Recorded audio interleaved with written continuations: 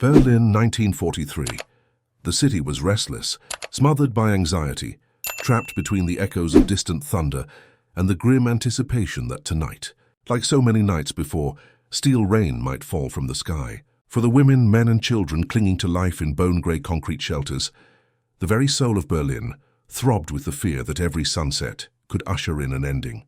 Luftwaffe aces, men with faces hardened by prowling the night, masters of airborne hunts, prepared beneath the flickering electric lights of shadowy hangars, believing themselves the greatest predators of the dusk skies. In their hands, the fate of their city and perhaps Germany itself seemed blunt and absolute. Yet beneath the bravado and clipped German commands, nerves flickered with a sense of the unknown. For these men, the night was their kingdom. Each mission soared on daring, adrenaline, and the confidence that in darkness the hunter always had the edge.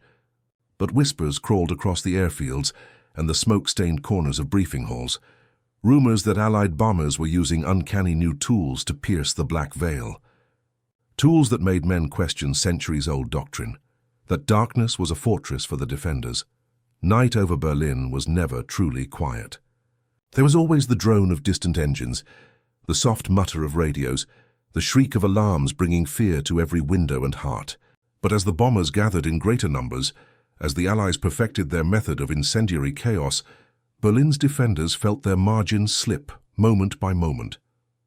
The Luftwaffe aces were no strangers to danger, but now they sensed something shifting, a transformation brought by flickering inventions they did not fully grasp.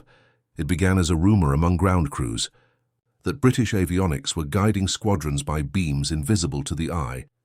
That American aircraft carried secrets born in the minds of distant physicists.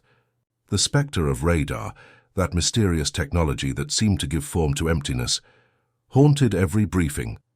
For months, expert pilots scoffed. Berlin was defended not only by elite flyers, but by colossal flak towers, hulking sentinels bristling with anti-aircraft guns, capable of hurling explosive shells into the night with mechanical ferocity. What few in the Luftwaffe grasped was how these towers now pulsed with a new kind of awareness. Radar stations, carefully concealed and impossibly modern, sent signals cascading through the fog. Guns once fired by frantic estimation now received whispers from guardian machines. This revolution did not roar. It crept, shift by shift, training gunners to rely on screens glowing a sickly green in the midnight gloom. Human skill merged with technological prophecy, the first true fusion of man and machine in the art of mass defense. Feldwebel Gunnar Reutz, Hayes pilot, remembered the exact moment when the darkness betrayed him. His squadron soared through a gap in the clouds, a maneuver practiced countless times, and suddenly, without warning, a barrage of shimmering flak erupted with preternatural precision. For a heartbeat, the night flickered with magnesium brilliance. Gunners Messerschmitt Bf-110 twisted in frantic evasion, but the guns no longer guessed at his path. They saw, they followed. The very air itself seemed to conduct the will of distant, unseen watchers. He landed shaken, every muscle burning. The old rules of survival, the ones inscribed in dog-eared manuals and etched into the psyche of every German ace, felt obsolete. In the morning, Berliners wandered through the ruins of new bomb scars. Yet the attackers too bore wounds. Allied bombers vanished from the sky, downed by an enemy that could no longer be predicted or outmaneuvered with tricks of darkness. Berlin's guardians grew steel-eyed and wary, their pride stitched with a thread of dread. Each night brought a fresh contest. Technology versus will, radar versus instinct. The great flak towers thundered, their guns turning sky into blistered daylight, chasing away the darkness with calculated rage. Civilians watched from behind blackout curtains, prayers mingling with curses, hearts clenched against the relentless tide of war. If the Luftwaffe once believed they owned the night, now they were guests in a world of shifting light and shadow. Gunnar and his peers began to understand. Survival demanded adaptation, humility, and a fierce devotion to any new edge. Commanders ordered intensive training with radar screens, while mechanics hurried to upgrade every available machine. The clangor of innovation echoed down sleepless corridors. Germany's fate intertwined with the pulse of electronic warfare. The first time Berlin seemed brighter than day at midnight was a night no ace would ever forget. As waves of Lancaster bombers roared overhead, The flak towers blazed like ancient volcanoes. Every gun, guided by radar, stitched the sky with lines of fire. Gunner swooped low, his fighter carving through a tapestry of chaos, watching a vast Allied formation torn apart by a hurricane of explosive light. For one chilling hour the city gleamed, every street visible from the heavens, every silhouette exposed. Civilians gasped in terror. Soldiers reeled in awe. A nocturnal apocalypse rendered vivid by invention. Those who survived emerged dazed, their senses battered. Gunner stumbled from his cockpit, hot metal searing his hands, the whine of alarms still echoing in his skull. He found his squadron mate beside a shattered wall, both men wordless and wild-eyed.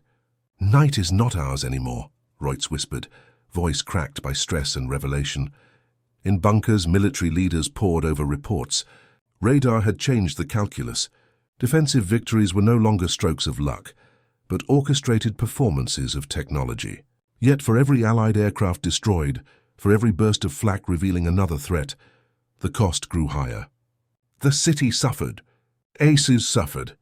The lines between hunter and hunted blurred with every new tool. Some pilots grumbled, declaring radar impersonal, too mechanical, robbing them of the art that made flying sacred.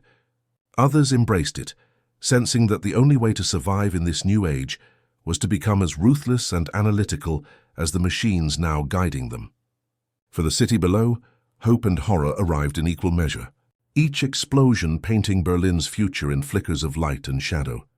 The legend of those nights, when radar-guided guns turned darkness into daylight, spread among civilians, whispered by mothers to terrified children, recounted by survivors in melancholy bars and hushed rooms. It was a story none could escape, an anxious prophecy knitted into the fabric of wartime Berlin. The Luftwaffe's own legends were disrupted, reshaped by a war where lightning struck not only from above, but from within, born in electricity, engineered for victory or destruction, and so the curtain rose on a new chapter in human warfare. The Luftwaffe aces, once confident kings of midnight, found themselves shocked, stymied, and changed by the power that lived in flickering screens and pulsing wires. Berlin's fate hung in the balance, illuminated by the relentless glow of radar-guided guns. A city where night and day split and merged, where every heartbeat waited to see if dawn would follow, and whether light or shadow would offer salvation. Every word of this prophecy, every pang of terror and brilliance, would forge the survivors and the fallen alike. Berlin had become not just a battlefield, but a crucible, refining the spirits of all who dared confront the night, now waged with beams, bullets, and the hard edge of technological destiny. Feldwebel Gunnar Reutz sat quietly in the barracks, eyes darting to the flickering bulb overhead, as reports crackled in from watchful operators clutching headphones deep within Berlin's anti-aircraft command. Maybe only weeks ago, he and the Luftwaffe's best would have leaned back in their chairs, sharing grins and midnight cigarettes, confident that the blackness outside would deliver its age-old promise of safety. Berlin's cityscape, intricate and tangled with grand boulevards and war-tempered neighborhoods, had always offered cover, if not comfort, under a cloak of night. Yet that promise was broken. Nighttime grew unfamiliar, almost treacherous. Allied bombers swept into Berlin's airspace in enormous unbroken waves, fleets of Lancaster and Halifax Leviathans, guided by the spectral hand of airborne radar. Gunnar heard rumors from downed RAF prisoners, men whose exhausted eyes betrayed unspeakable terror. "They see through darkness," one whispered, voice quivering as if remembering something eldritch. "They use equipment, H2S, I think. It turns our blackness into their map." Like gods. Worse, every flight now seemed to sharpen the edge between life and death. The Luftwaffe's own radar, the fabled Liechtenstein sets, had offered a brief reprieve, gifting the German night fighters precious seconds to intercept, to become true predators. But the Allies advanced faster than anyone guessed. Within months, German pilots found their systems were jammed, tricked by British window clouds of silver chaff, turning the radar screen into a blizzard of false echoes. Instead of clarity, chaos. The advantage was melting away with each new sortie, and every night over Berlin, the margin for human error shrank to nothing. Still, Berliners clung, fiercely if quietly, to their city and their routines. Public squares grew emptier with each passing raid, as the government orchestrated massive evacuations.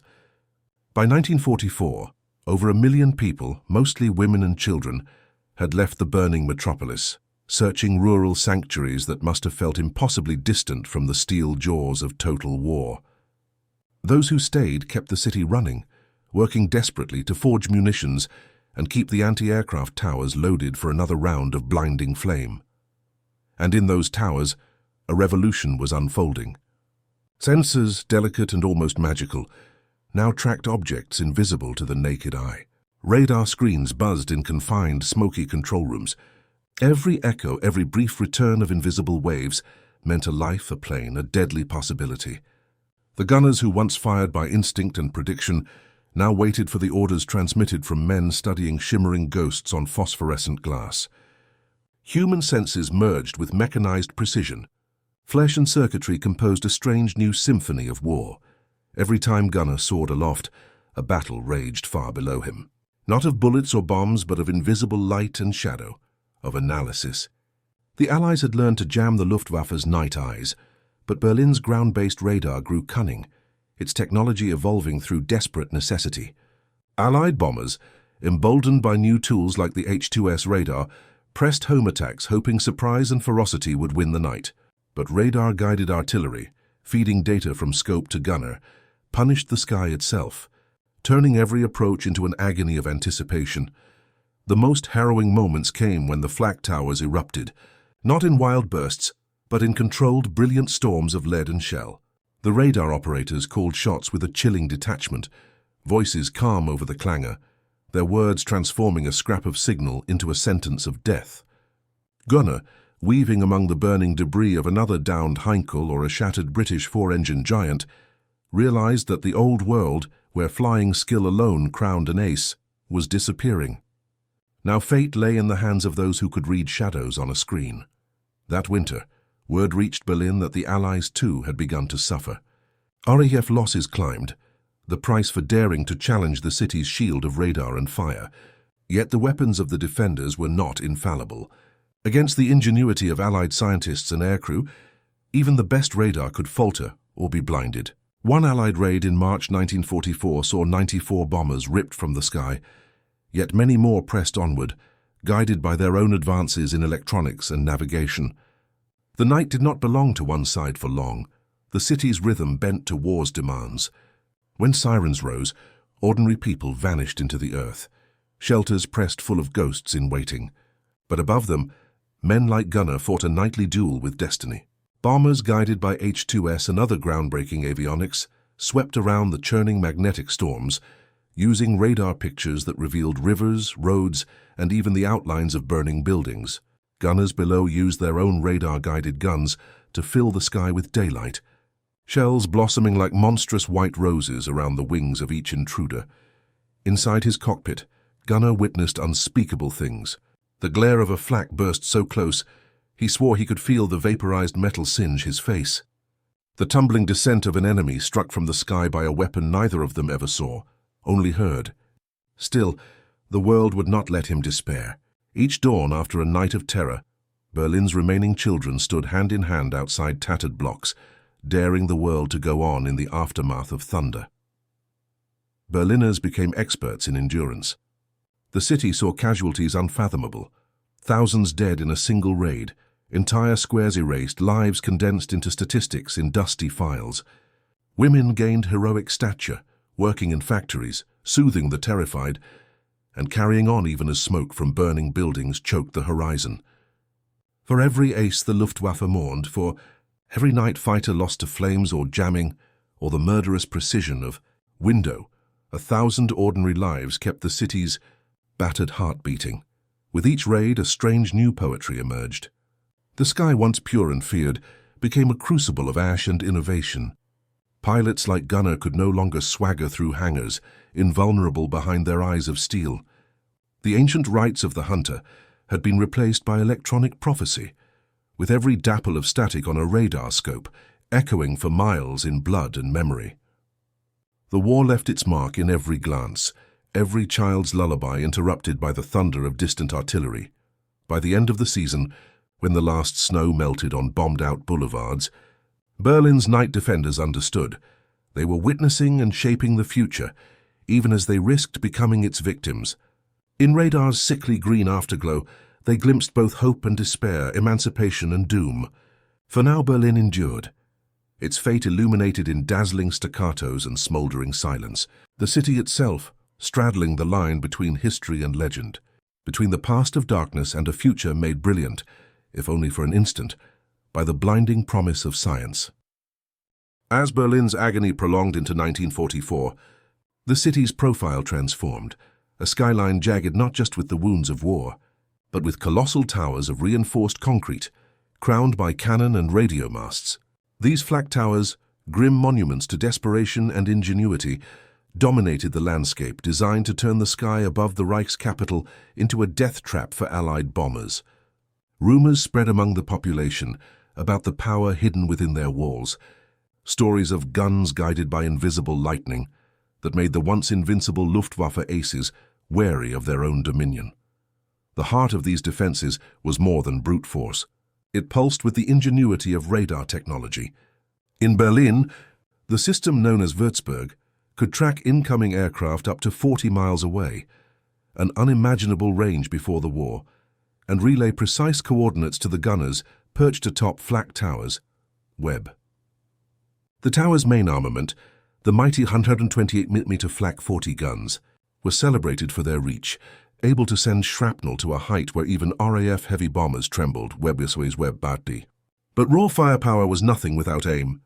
It was the fusion of radar and artillery that made Berlin's defenders truly formidable. Every night, teams of operators huddled in dark, stuffy rooms lit by the glow of phosphorescent screens. The radar cast its eerie green light on tense faces as echoes bounced back from distant engines. Operators trained for months to interpret subtle shifts, differentiating between weather, birds, and death-bearing squadrons on approach.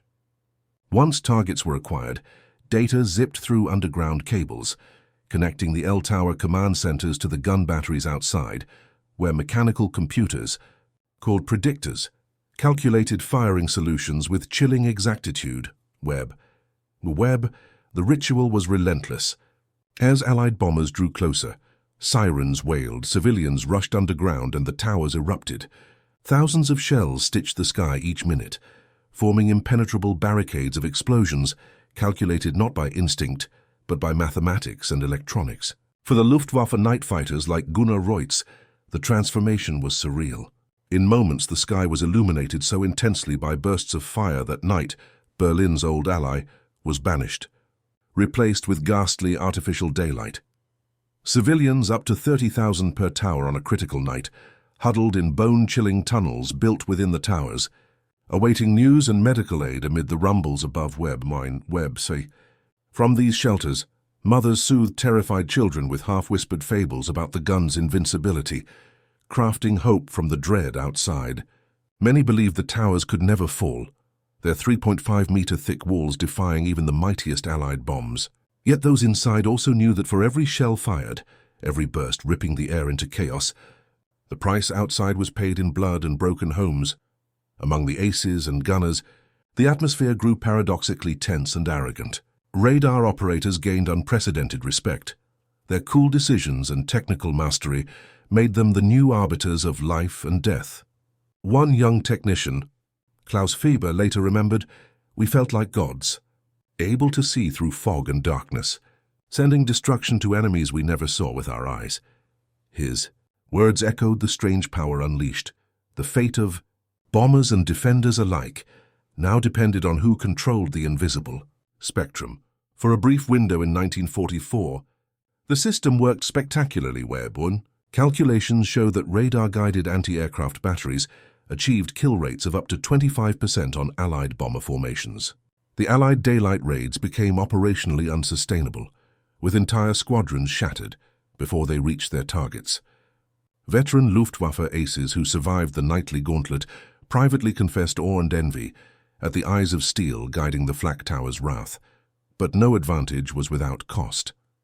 The Allies rapidly fought back, introducing innovations like chaff.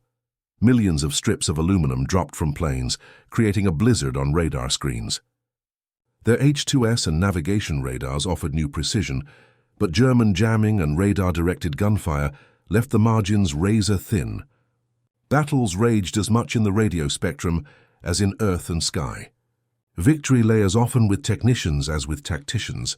The months wore on and Berlin suffered. Each success came with enormous sacrifice, tens of thousands of shells fired for every confirmed bomber-downed near Webb. Appalling casualties mounted among civilians and soldiers alike. The city's once defiant heartbeat slowed, battered by relentless air assaults and the demands of feeding the war's insatiable machinery. Yet inside the towers, hope flickered, even as the front lines collapsed and the Reich's fortunes withered. Radar operators and gunners clung fiercely to their craft, even as supplies dwindled and Allied bombing tactics evolved once again.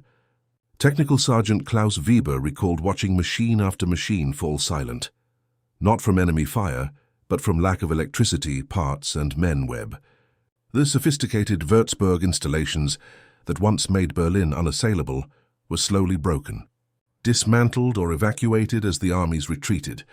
In those final months, the towers stood not only as engines of war, but as mausoleums of ingenuity, frozen witnesses to the greatest technological leap of the conflict. Civilians poured in as the Soviet advance thundered from the east, praying for one last miracle in these fortresses that blended modern science with medieval resilience. Berlin was no longer solely defended by pilots' skill or sheer numbers of flak guns, but by the silent, pulsing beams of radar and the fragile expertise of the men who understood them. For Gunner and the night fighters, the psychological impact stung almost more than the tactical one.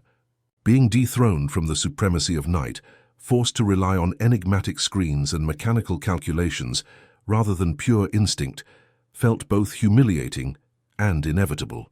The legends of ace pilots faded, replaced by tales of the radar men, anonymous, brilliant, sometimes terrified, that turned night into day over Berlin. As Allied armies closed in, the mathematical choreography of radar-directed anti-aircraft fire lost coherence. The invisible shield lasted scarcely 18 months before the machinery of war chewed through the last operators and their gear. Yet for that narrow span, Berlin's towers embodied an epical story, of fear conquered by invention, of daylight reborn under the pulse of electricity, of aces and civilians clasped together at the brink of annihilation, defiant until the very last beam swept the sky. Whether remembered as monuments of suffering or triumph, these towers and the radar networks inside marked a line that divided history itself. The night, which had so long protected and comforted, was finally pierced, replaced by something stranger, colder, and unforgettably bright. Feldwebel Gunnar Reutz sat quietly in the barracks, eyes darting to the flickering bulb overhead, as reports crackled in from watchful operators clutching headphones deep within Berlin's anti-aircraft command. Maybe only weeks ago, he and the Luftwaffe's best would have leaned back in their chairs, sharing grins and midnight cigarettes, confident that the blackness outside would deliver its age-old promise of safety. Berlin's cityscape, intricate and tangled with grand boulevards and war-tempered neighborhoods, had always offered cover, if not comfort, under a cloak of night. Yet that promise was broken. Nighttime grew unfamiliar, almost treacherous. Allied bombers swept into Berlin's airspace in enormous unbroken waves, fleets of Lancaster and Halifax Leviathans, guided by the spectral hand of airborne radar. Gunnar heard rumors from downed RAF prisoners, men whose exhausted eyes betrayed unspeakable terror. "They see through darkness," one whispered, voice quivering as if remembering something eldritch. "They use equipment, H2S, I think. It turns our blackness into their map." Like gods. Worse, every flight now seemed to sharpen the edge between life and death. The Luftwaffe's own radar, the fabled Liechtenstein sets, had offered a brief reprieve, gifting the German night fighters precious seconds to intercept, to become true predators. But the Allies advanced faster than anyone guessed. Within months, German pilots found their systems were jammed, tricked by British window clouds of silver chaff, turning the radar screen into a blizzard of false echoes. Instead of clarity, chaos. The advantage was melting away with each new sortie, and every night over Berlin, the margin for human error shrank to nothing. Still, Berliners clung, fiercely if quietly, to their city and their routines. Public squares grew emptier with each passing raid, as the government orchestrated massive evacuations. By 1944, over 1 million people, mostly women and children, had left the burning metropolis, searching rural sanctuaries that must have felt impossibly distant from the steel jaws of total war. Those who stayed kept the city running, working desperately to forge munitions and keep the anti-aircraft towers loaded for another round of blinding flame. And in those towers, a revolution was unfolding. Sensors, delicate and almost magical, now tracked objects invisible to the naked eye. Radar screens buzzed in confined, smoky control rooms. Every echo, every brief return of invisible waves meant a life, a plane, a deadly possibility. The gunners who once fired by instinct and prediction now waited for the orders transmitted from men studying shimmering ghosts on phosphorescent glass. Human senses merged with mechanized precision. Flesh and circuitry composed a strange new symphony of war. Every time gunner soared aloft, a battle raged far below him. Not of bullets or bombs, but of invisible light and shadow, of analysis. The Allies had learned to jam the Luftwaffe's night eyes, but Berlin's ground-based radar grew cunning, its technology evolving through desperate necessity. Allied bombers, emboldened by new tools like the H-2S radar, pressed home attacks hoping surprise and ferocity would win the night. But radar-guided artillery, feeding data from scope to gunner, punished the sky itself, turning every approach into an agony of anticipation. The most harrowing moments came when the flak towers erupted, not in wild bursts, but in controlled, brilliant storms of lead and shell.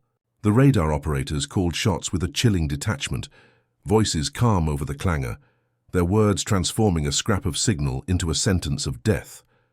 Gunner, weaving among the burning debris of another downed Heinkel or a shattered British four-engine Giant, realized that the old world, where flying skill alone crowned an ace, was disappearing. Now fate lay in the hands of those who could read shadows on a screen. That winter, word reached Berlin that the Allies too had begun to suffer. RAF losses climbed, the price for daring to challenge the city's shield of radar and fire. Yet the weapons of the defenders were not infallible. Against the ingenuity of Allied scientists and aircrew, even the best radar could falter or be blinded. One Allied raid in March 1944 saw 94 bombers ripped from the sky, yet many more pressed onward, guided by their own advances in electronics and navigation. The night did not belong to one side for long. The city's rhythm bent to war's demands. When sirens rose, ordinary people vanished into the earth, shelters pressed full of ghosts in waiting. But above them, men like Gunner fought a nightly duel with destiny. Bombers guided by H-2S and other groundbreaking avionics swept around the churning magnetic storms, using radar pictures that revealed rivers, roads, and even the outlines of burning buildings. Gunners below used their own radar-guided guns to fill the sky with daylight, shells blossoming like monstrous white roses around the wings of each intruder. Inside his cockpit, Gunner witnessed unspeakable things. The glare of a flak burst so close, he swore he could feel the vaporized metal singe his face. The tumbling descent of an enemy struck from the sky by a weapon neither of them ever saw, only heard. Still, the world would not let him despair. Each dawn after a night of terror, Berlin's remaining children stood hand in hand outside tattered blocks, daring the world to go on in the aftermath of thunder. Berliners became experts in endurance.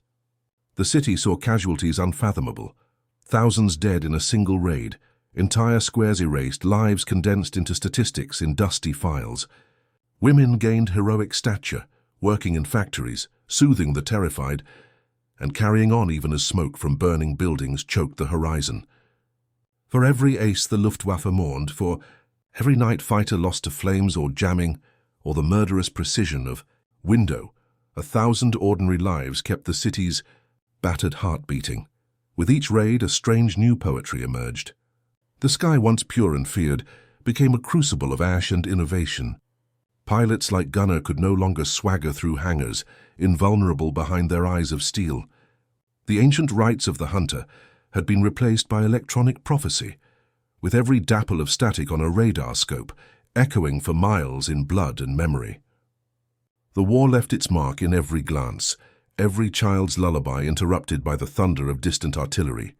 By the end of the season, when the last snow melted on bombed-out boulevards, Berlin's night defenders understood.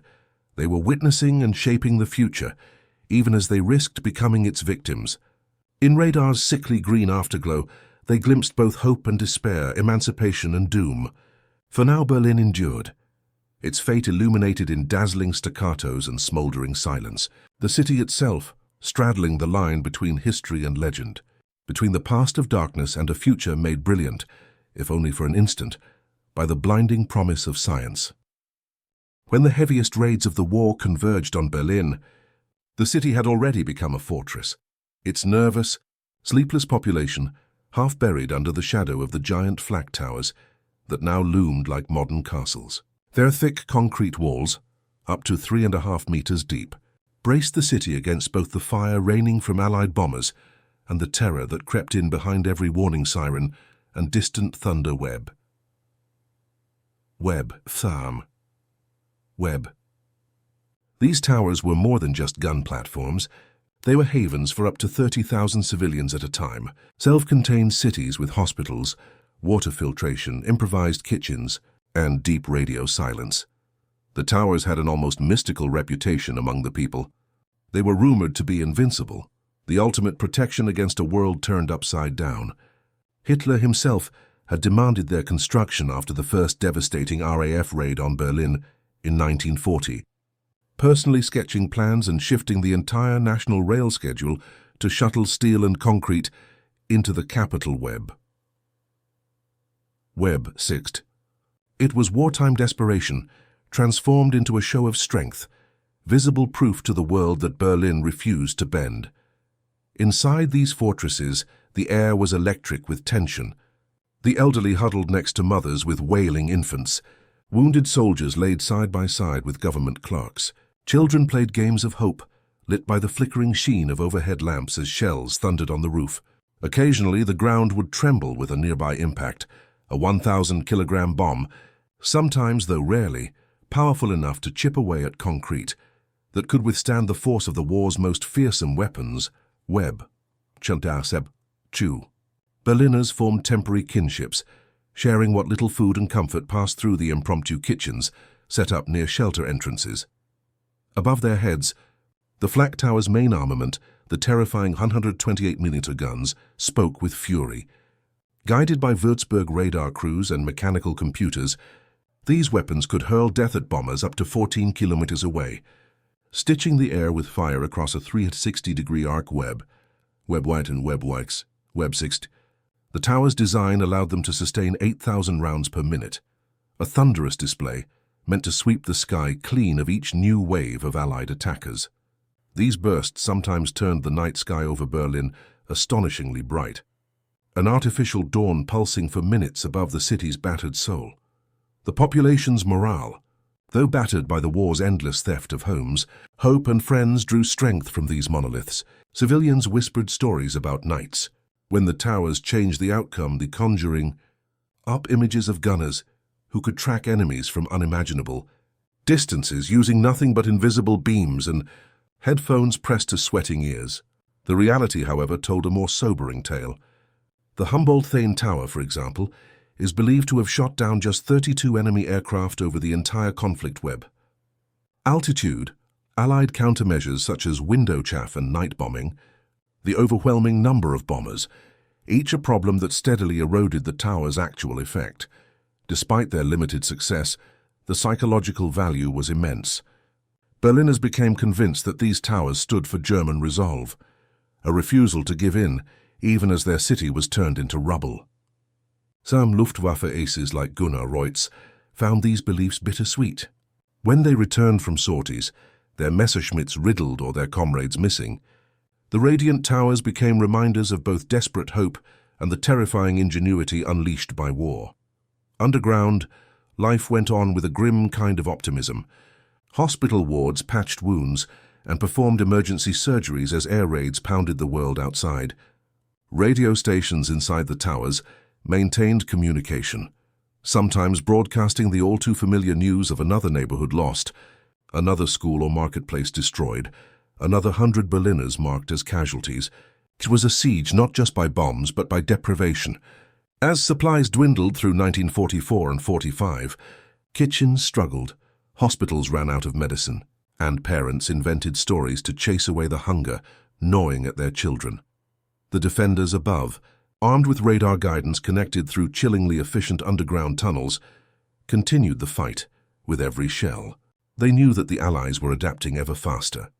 British and American crews now dropped swathes of metallic chaff to blind the radar screens, switched tactics mid-raid, and poured enough planes into the sky to overwhelm even the most sophisticated defenses. Yet for every aircraft shot down, 1,000 psychological victories were won or lost across Berlin's city blocks. In April 1945, as the Soviet army closed in, the towers became not only anti-aircraft redoubts, but also the last desperate shelters for tens of thousands of civilians fleeing the fighting in the streets. The hospitals overflowed. Ration lines wound down silent, haunted corridors. Refugees arrived with the dust of battle still on their skin, praying that the walls above would keep them safe. Rumor had it that even the largest Soviet guns, 203mm howitzers, failed to damage the core of the tower's web. The final weeks became legend.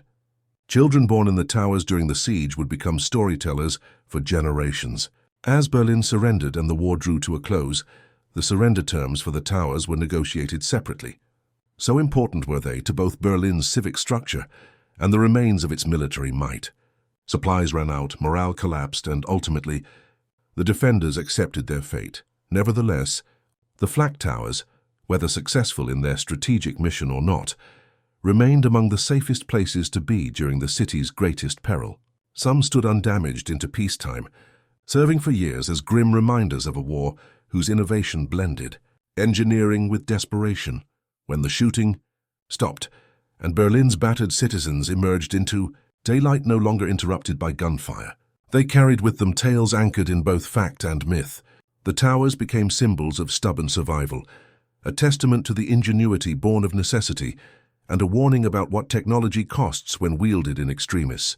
Their legacy, part fortress, part sanctuary, part beacon, endured long after Berlin's skies fell silent, echoing through generations who saw hope and horror entwined in steel, concrete, and the last flashes of wartime lightning.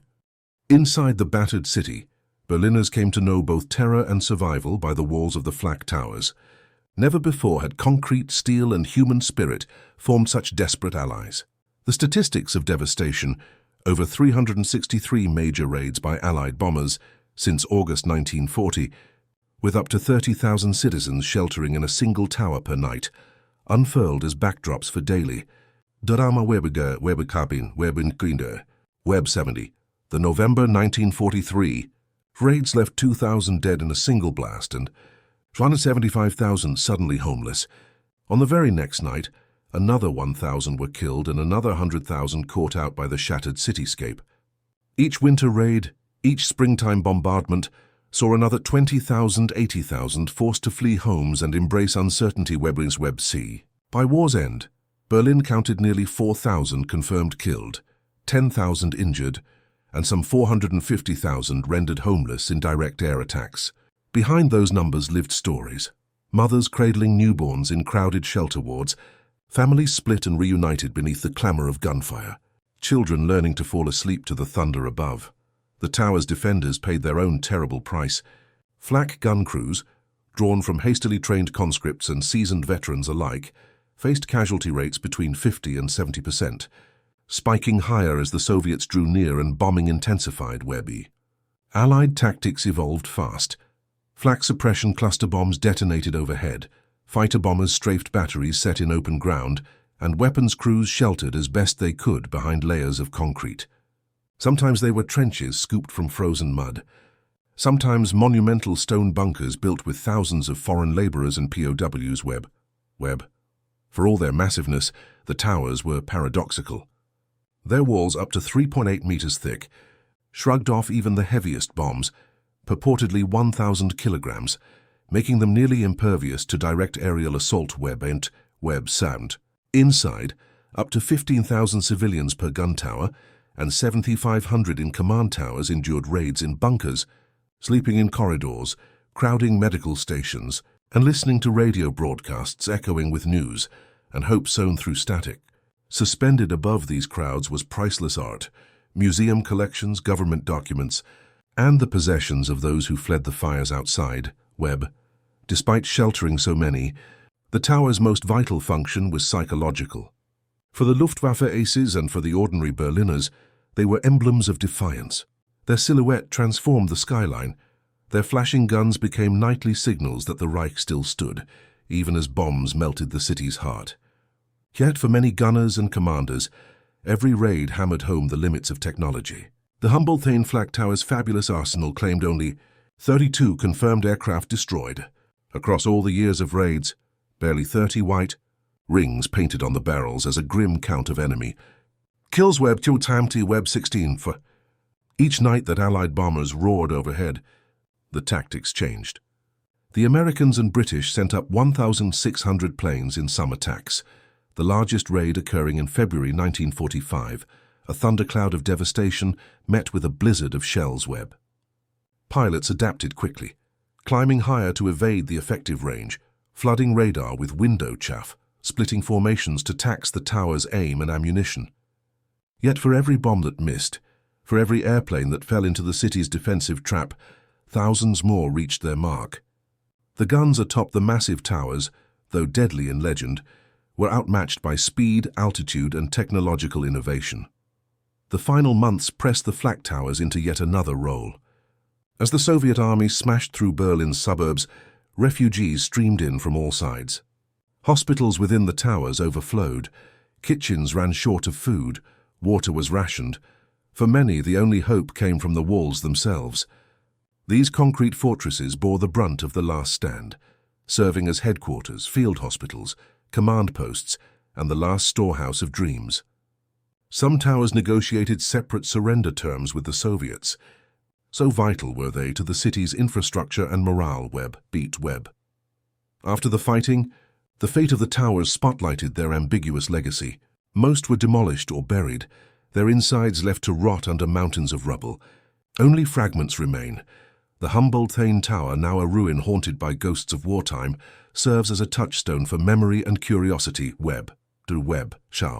Post-war generations sought meaning among the ruins. Historians, survivors, and adventurers exploring darkened corridors, counting bullet scars, and telling stories of endurance and tragedy. Government records confirm the towers held irreplaceable collections from Berlin's famous museums, their thick walls protecting art and archives from destruction. Webb 7 for the Luftwaffe pilots grounded by the collapse of the air war, and for families who emerged from months of breathless siege, the towers stood for more than defense. They were the city's barricades of hope, embodying both genius and futility. Encounters between survivors and the ruins, now overgrown and silent, became rituals of remembrance. Some brought flowers, others staged concerts in battered halls, reworking sorrow into beauty. In the end, Berlin's battles were not only measured in bombs, deaths, or victories, but in the resilience born from community. The flak towers helped thousands survive, who would otherwise have been swept away by war's monstrous tide, shaping a city's spirit for decades after the shooting stopped. Over time, their myth merged with their history. As dusk fell and the city recovered, new generations traced the outlines of these colossal fortresses, a city's barricades of hope, built in the crucible of night, reborn as day. In Berlin's twilight years of war, flak towers emerged as more than engineering marvels. They became immense, rumbling paradoxes etched into the city's battered soul. Their concrete ramparts, up to 3.5 meters thick, stood with medieval certainty against the apocalyptic winds of 20th-century firepower. Webb. Conceived in the shadow of the first RAF bombing, built at Hitler's furious insistence, and completed in months by thousands of driven workers, conscripts, foreign laborers, prisoners, the towers were the Third Reich's answer to relentless Allied destruction. Webb. De Boer. VT Tower's design was both elegant and brutal, each gun tower measuring as much as 70 meters on each side and rising over 40 meters, bristled, with 8 colossal 128-meter anti-aircraft cannons, ringed with smaller caliber flak for low-flying threats. Webb. Every construction bristled with the latest radar installations, including retractable dishes, shielded beneath domes of steel. These eyes of war scanned the sky, calculating the trajectories of death before they arrived, relaying information through vast command networks. The command towers, connected by deep tunnels, monitored radio chatter, coordinated barrages, and, in the war's final months, functioned as linchpins for the city's defensive nerve web. Night after night, the towers thundered to life. At their peak, they sustained a combined rate of over 8,000 rounds per minute, sending torrents of shrapnel 14 kilometers wide across a 360-degree declension. And yet, for all this firepower, the tower's actual impact on the bombers was humbled by the grim arithmetic of modern warweb époises Weebrew. The Humboldt Tower's deadliest guns claimed a mere 32 Allied aircraft over years of firestorms. Each white ring painted on a barrel marked not just a kill, but a victory wrenched from the jaws of technological and tactical adversity. The tower's strength was measured even more in lives protected than in enemies destroyed. With the capacity to shelter 10,000 civilians, and often housing nearly 30,000 during the final sieges, they became sanctuaries as much as fortresses. Within these thick walls, Berlin's population endured bombardment that rendered hundreds of thousands homeless and left the city a skeletal landscape of stone and smoke.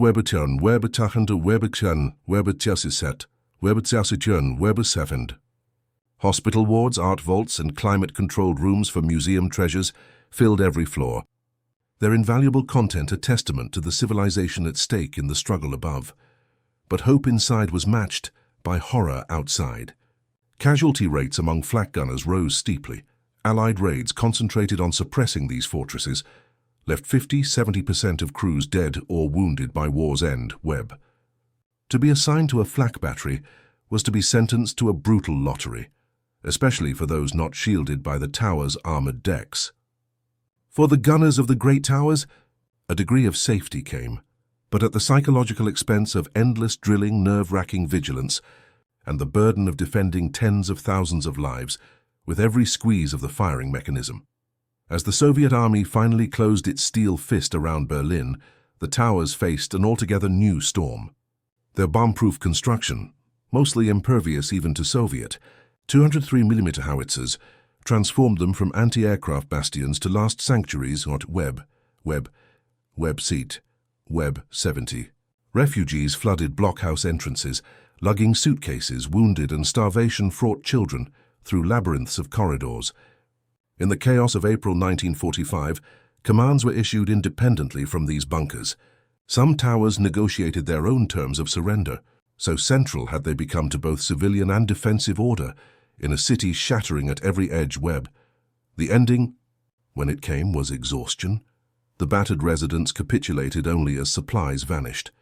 With power gone, kitchens empty, and hope evaporating, the last places to surrender gave in not to bombs, but to silence. Web 50, Web 60, Web 70. In peacetime, the fate of these monsters was as contested and loaded with meaning as their creation. The Allies demolished some, but others, most famously the Zoo and Friedrichshain towers, were buried or partially dismantled, their hulking skeletons too immense to erase fully. Today, remnants like the Humboldthain ruins remain accessible to the curious, the brave and the haunted still looming, still pocked with the scars of shells and the echoes of decades-old footsteps. The true impact of the flak towers lives in memory and myth.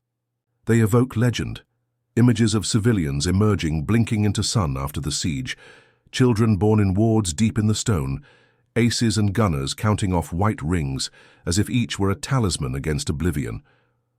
They also evoke argument. Military historians debate whether these towers represented true genius or tragic folly. Survivors argue about which floor was the safest, which corridor echoed most with fear or song. Among the thousands who found sanctuary, the tower's legacy burns as fiercely as ever, and among their foes, the story is spun in awe and horror at what humanity can build when faced with its own destruction.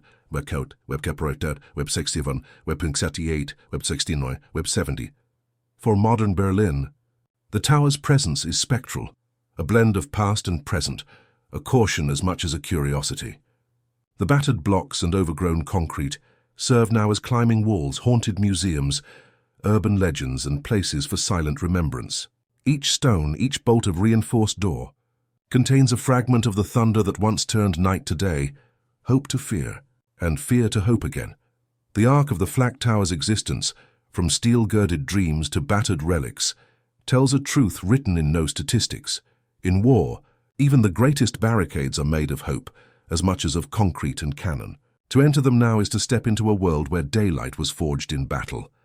Each flash another heartbeat in Berlin's immortal story.